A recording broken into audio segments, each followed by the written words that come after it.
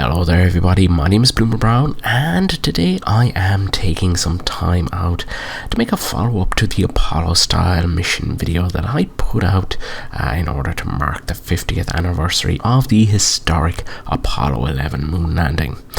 And now that video, as I said, was more of an Apollo inspired moon landing and being only 20 or so minutes long, obviously skipped over a lot of the finer details, and as it turns out I did make a few mistakes as well. So to try and remedy some of that, I wanted to start scratching the surface a little deeper and exploring some of the talking points that came from that video. And I thought I would start by looking at what actually happened to the lunar modules, which I said were left in orbit of the moon and eventually crashed back to the surface owing to the nature of the moon's gravitational field, which isn't completely correct. And while looking into this, I have opened the proverbial can of worms.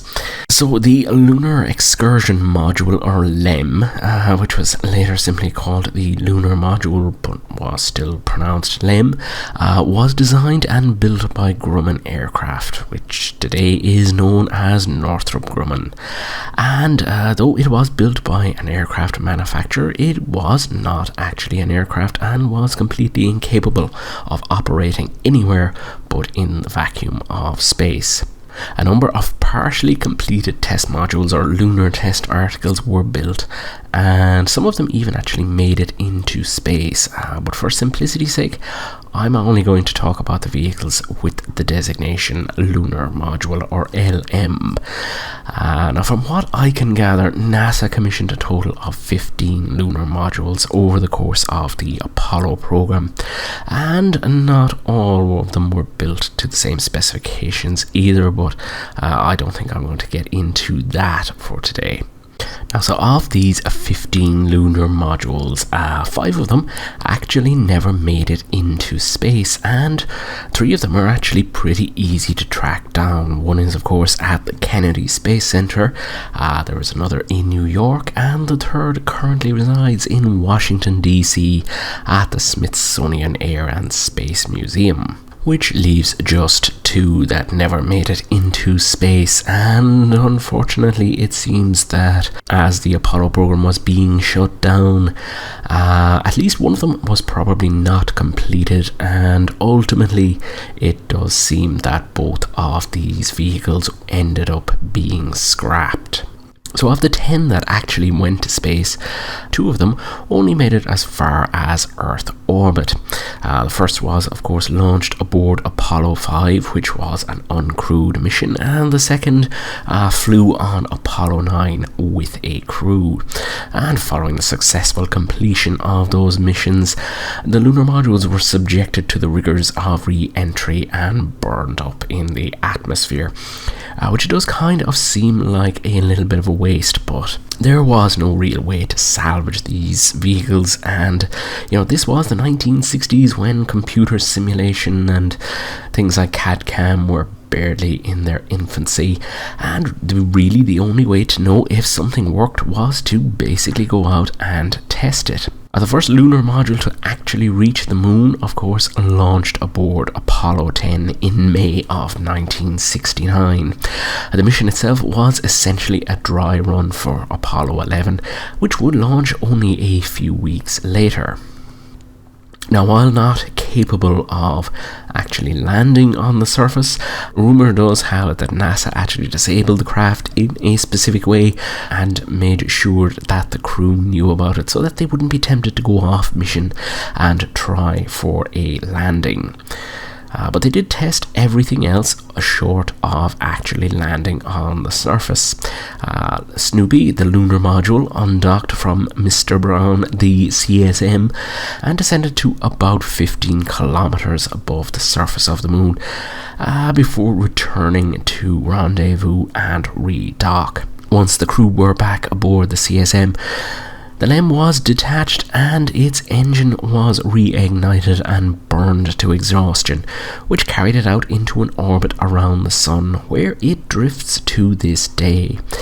And earlier this year, scientists studying a small asteroid designated 2018 AV2 compared its orbital parameters to NASA's mission data and announced with about 98% certainty that the object was not an asteroid and was in fact the Snoopy Lunar Module. So jumping forward to July of 1969, we have Apollo 11's Eagle, which as we know landed on the moon and returned to orbit, leaving its descent stage on the surface in the Sea of Tranquility. And as I said in the previous video, once the crew were ready to depart, the lunar module was undocked and left in orbit of the moon to naturally decay after a couple of weeks or so and crashed back to the surface of the moon, though nobody is actually sure where or when exactly this occurred. But here's where the story changes. The subsequent missions, with the exception of Apollo 13 and 16, which I'm going to come back to in a moment, all put their ascent stages onto a deliberate suborbital trajectory to make sure that they crashed into the moon. And the reason, of course, is nothing to do with the concern over Kessler syndrome, and was in fact done for science. So much like we do in KSP, NASA had been placing out seismic experiments on the surface of the moon and basically used the discarded lunar module ascent stages as kinetic impactors to try to gain some insight into what was happening under the surface by analysing the resulting shockwaves, and some interesting findings did come from that. And while the moon is considered to be, relatively inactive when compared to the Earth, there could still be some, molten rock or metal bubbling deep below the surface at the core of the moon. So the plan for Apollo 16 was to follow the same route as the other missions. However, while going through a checklist, an item was accidentally skipped, and much like Apollo 11, the lunar module was not put onto a proper trajectory, and its orbit was left to decay naturally. And of course, no discussion about the lunar module would be complete without mentioning the ill-fated Apollo 13 mission. Partway through the flight to the moon, while carrying out a routine mixing of the oxygen tanks, there was an unexpected explosion which ripped through the service module. And if you want to hear what Made of the Right Stuff actually sounds like, you should take a listen to the radio chatter between Mission Control and the CSM just after the incident. Anyway, because of power constraints in the command module, it was decided that the crew should use the lunar module as something of a lifeboat as they coasted out to the moon. And though they were on a free return trajectory, they did ignite the lunar module descent engine to make a correction out at the moon just to bring them home a little bit quicker. And ultimately, once they arrived back at Earth, they discarded the lunar module, which, much like the ones on Apollo 5 and 9, burned up in Earth's atmosphere. And that is, of course, a gross oversimplification of the Apollo 13 mission, which really deserves a video of its own. And so there you have it. The lunar modules that went to the moon are for the most part still there, albeit a little bit worse for wear. Thank you very much for tuning in. You have been watching Bloomer Brown on YouTube, and I will see you next time.